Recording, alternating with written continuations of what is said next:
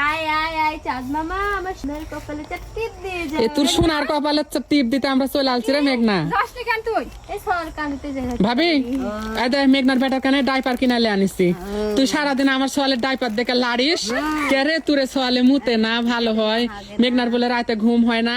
তুই যে টুইঙ্কেলের ডাইপার কিনালে এসেছি, আমার সোয়ালের কেন যে ডাইপার, তোর লাতের কেন সে ডাইপার কিনালে এসেছি, বুঝলু?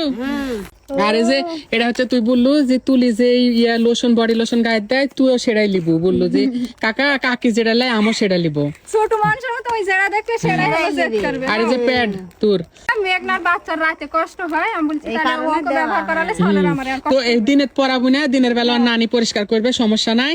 কিন্তু তুই এই রাতের বেলা প্রতিদিন ঘুমানোর সময় একটা করে পরাবো, ঠিক আছে? 40 পিস আছে এখানে, 40 দিন যেন যায়, মনে থাকে যেন আমি লেখা থুবো। কিন্তু থাকবে। হ্যাঁ সারা রাত থুবো, সকালবেলা আবার খুলে দেবো।